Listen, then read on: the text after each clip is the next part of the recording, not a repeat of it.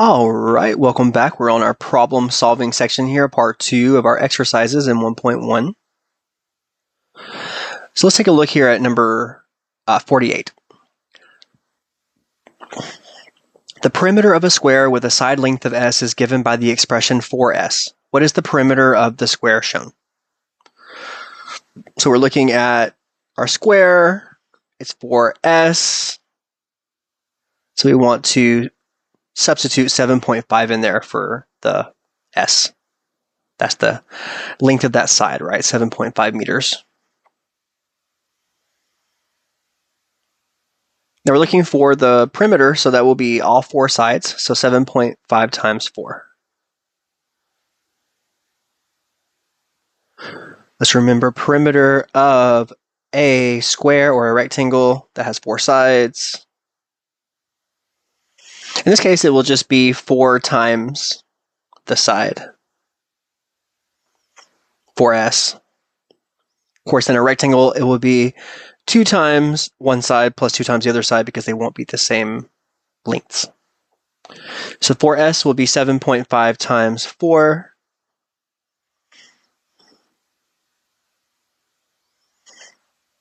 Let's write that below it.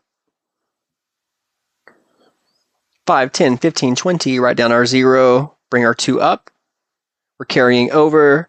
7, 14, 21, 28 plus 2 will be 30. Now our answer is not 300 because we want to move our decimal place 1 over to the left.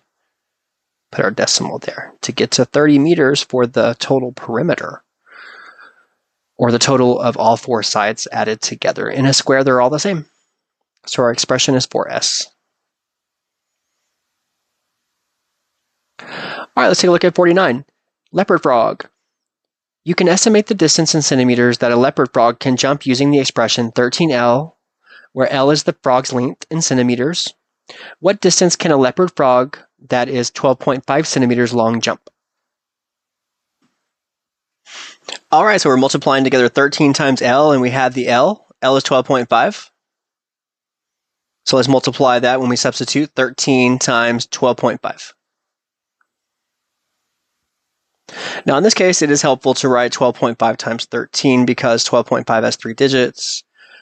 Just remember to bring that decimal place over once. Now, I won't go over how to multiply our 3 digits times a 2 digit. That will be for another class. But let's go ahead and check on our calculator real fast. I'll bring up my calculator. 12.5 times 13 is 162.5. This is correct. We'll label that centimeters. Let's not forget to label our answers when we are solving word problems. All right, let's go to number 50. Jen was the leading scorer on her soccer team. She scored 120 goals and had 20 assists in her high school career. A, the number n of points awarded for goals is given by 2g, where g is the number of goals scored. How many points did Jen earn for goals? And B says the point total is given by n plus a, where a is the number of assists. Use your answer from part A to find Jen's point total. All right, so 2 points per goal means to multiply 2 by the number of goals, right? And let's go ahead and set this out. We have n equals 2g. And g equals 120.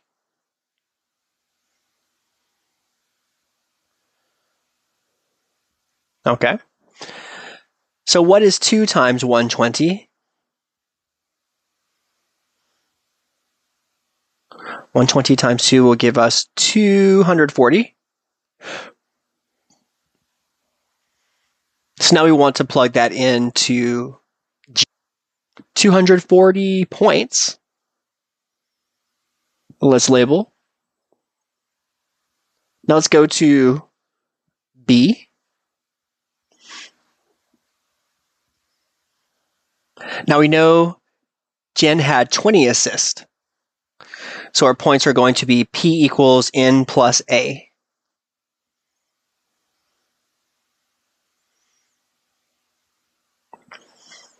And we're going to use part A here to find the total. So N is equal to 240. And we're going to add that 20. 240 plus 20 will get us to 260. 260 again points.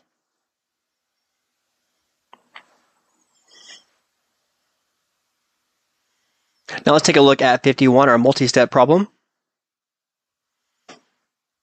Let's read. You are buying a tank for 3 fish. You have a flame angel that is 3.5 inches long, a yellow self-bin tang that is 5.5 inches long, and a coral beauty that is 3 inches long. The area in square inches of water surface the fish need is given by the expression 12F, where F is the sum of the lengths in inches of all the fish in the tank. A says, what is the total length of the 3 fish?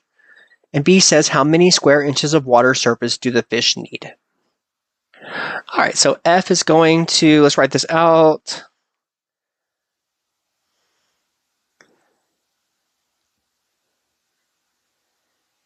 F is going to be equal to 3.5 plus 5.5 plus 3. So first we want to combine the fish lengths because the formula uses the sum of the lengths. So let's go ahead and add 3.5 plus 5.5 plus 3.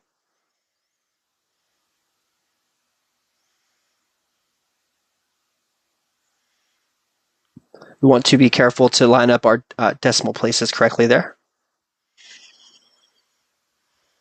5, 10, 5, 6, 7, 8, 9, 10, 11, 12. All right. Now we could add also 3.5 and 5.5 to make 9, and then add 3 to make 12 as a strategy there. We want to label this 12 inches. Correct there, okay. Now let's answer B.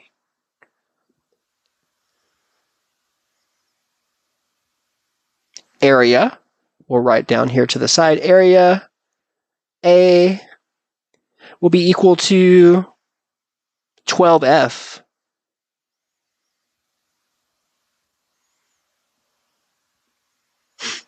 F equals 12.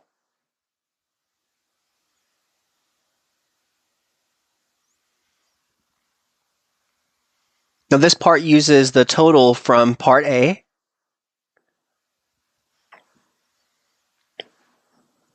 And then we substitute here and multiply.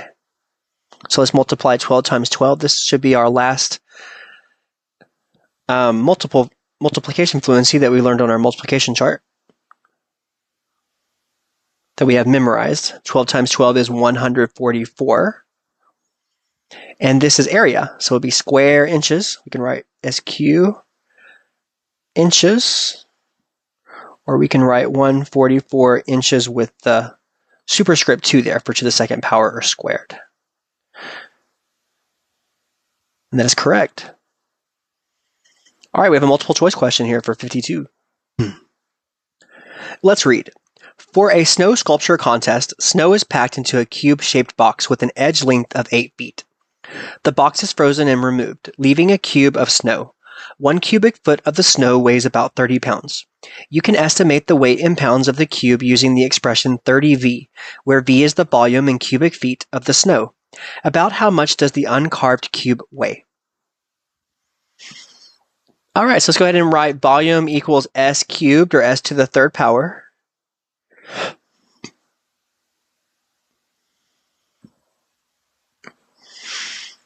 And S is equal to 8. And the weight is 30V.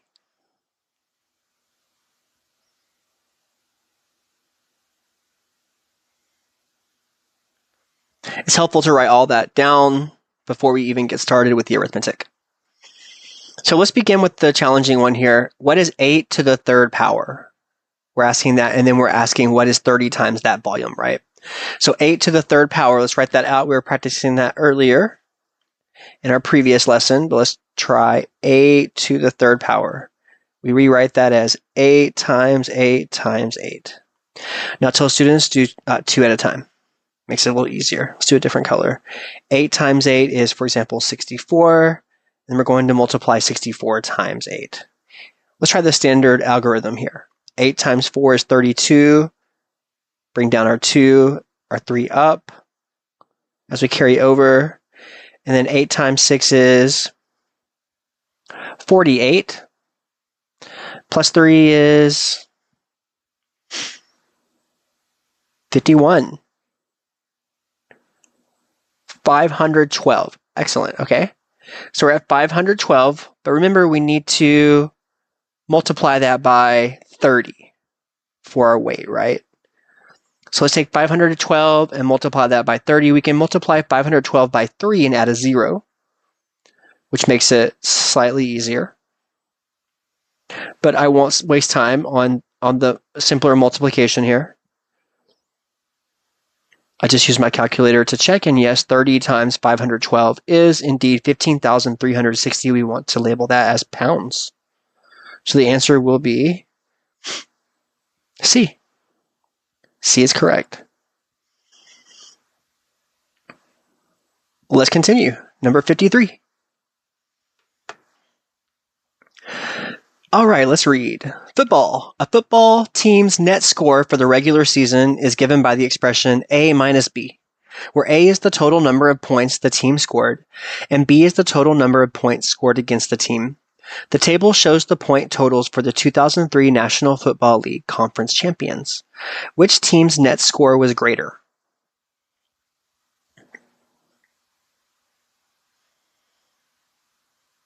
All right, so we have a net score. Let's write that out.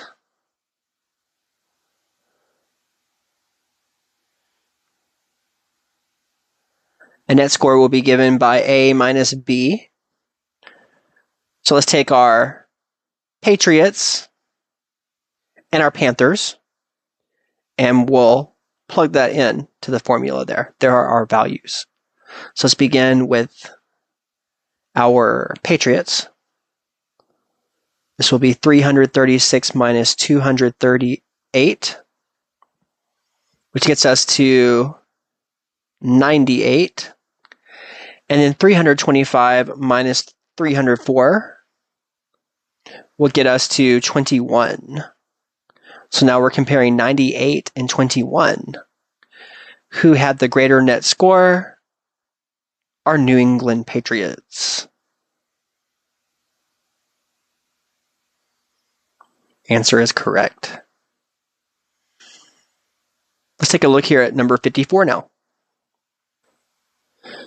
All right, let's read. Extended response. A manufacturer produces 3 different sizes of cube-shaped stacking bins with edge lengths as shown. Bin A, we have 6 inches. Bin B, 12 inches. Bin C, 18 inches. A says find the volume of each bin. Let's start with A. So volume is going to be S cubed, right? We're looking at volume. It fills up the bin. Not as if we were wrapping it with gift wrapping paper, that would be surface area, but here we're looking at volume. So we're going to take S to the third power for our volume and apply that to each bin. So we'll have 6 to the third power, 12 to the third power, and 18 to the third power. Now this problem is about how volume grows as the edge length grows. So let's figure out what our 3 are. We'll have 6 times 6 times 6. And I won't work that out, but I'll tell you this is 216. Okay. We have 12 times 12 times 12, which will get us to 1,728. And then we have 18 times 18 times 18. That's a much bigger number, right? What are our cubed inches here? 5,832. Now remember, we label this as cubed inches, inches cubed. because it's volume, 3 dimensions. So we're evaluating each of our cubes separately, and we can check off. Check, check, check. Now let's take a look at B. Compare. How many times greater is the edge length of bin B than the edge length of bin A? How many times greater is the volume of bin B than the volume of bin A? All right, so bin B, edge 12, and bin A, edge 6. Let's highlight those. We can label those two as our edge. All right, bin A and bin B.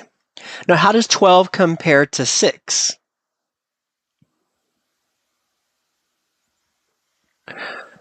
Going back to our ratios here. 12 to 6. 12 divided by 6 is 2.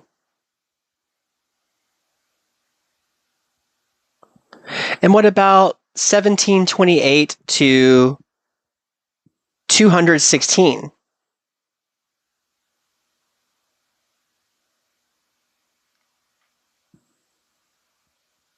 How does 1728 compare to 216? 1728 divided by 216 is 8. 2 and 8. Check and check. All right, answer the questions in part B for bin A and bin C. Okay, so bin C is 18, and bin A was 6. So let's do the arithmetic. We'll have 18 divided by 6 to compare the first. That would get us to 3. And then we'll have 5832 divided by 216 gets us to 27. So the edge length is 3 times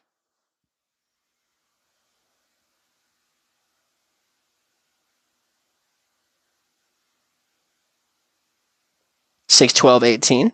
Makes sense. 6 to 18, 6, 12, 18. And the volume is 27 times.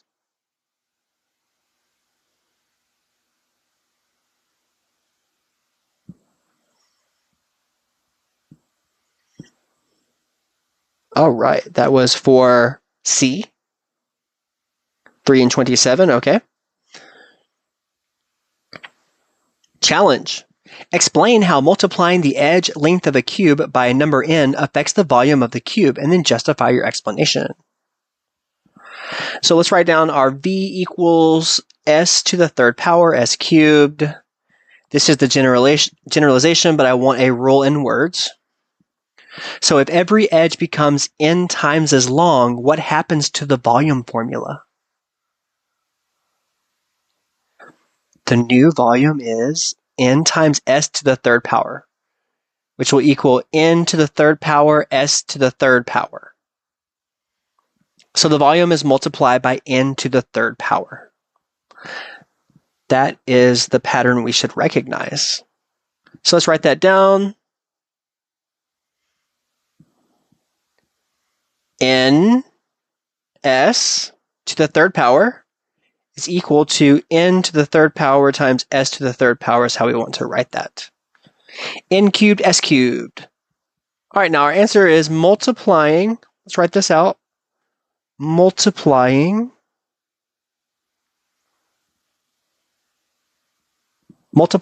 the edge length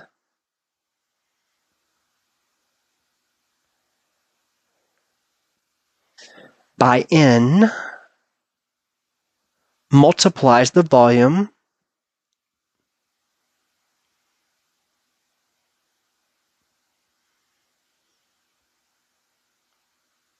by n cubed, or n to the third power. All right, let's go to another challenge problem. Let's read.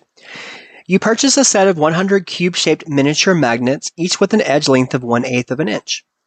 You arrange the cubes to form larger cubes, each one with a different edge length. How many cubes can you form? What is their total volume?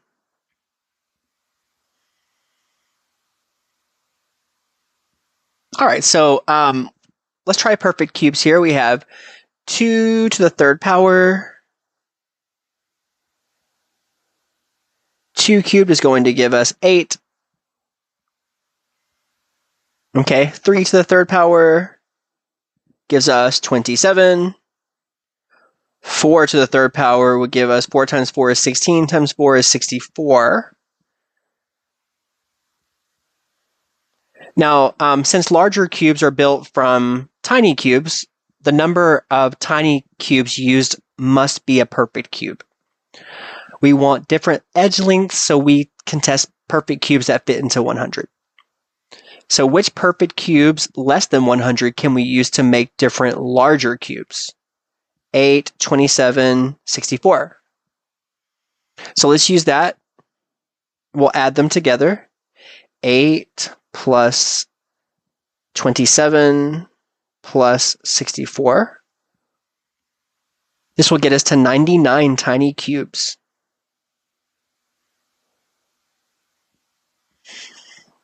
So 3 larger cubes can be formed. Each tiny cube has a volume of 1/8 of an inch cubed. So our total volume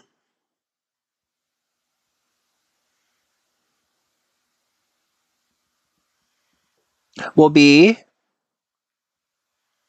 well, let's cube 1/8. That's 1 over 512. And then we can divide that out by,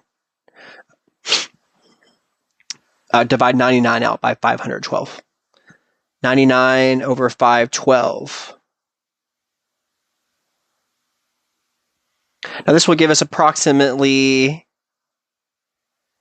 0.1934 inches cubed. So let's write our answer down. 3 larger cubes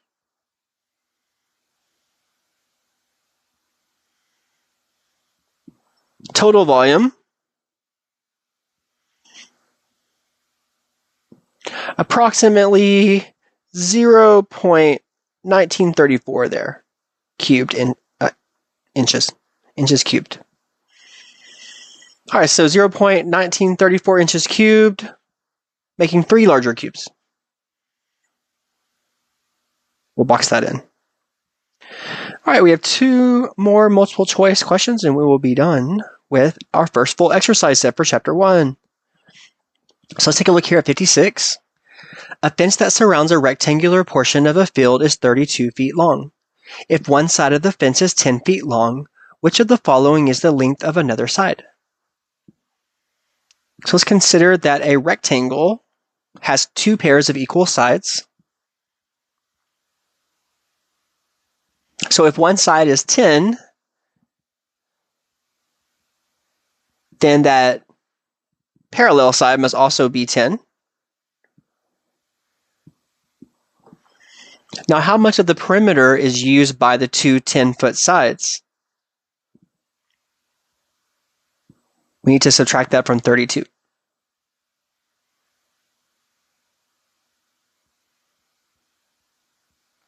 (32 minus 20). Okay, that gets us to 12, and now we want to divide this into 2 to get our 2 sides. 12 divided by 2 is 6. So now we know S3 is 6 and S4 is 6. So take a look at our choices. A gives us 6 feet. A is correct. Now let's take a look at our very last problem in the exercise set. Number 57. Half of the money a company earns is used to pay for workers' wages, and 1/4 of the earnings is used to pay for supplies. An additional 10% of the earnings is used to pay for advertising, and the rest is profit. What percent of the company's earnings is profit? All right, so let's go add our percentages together first.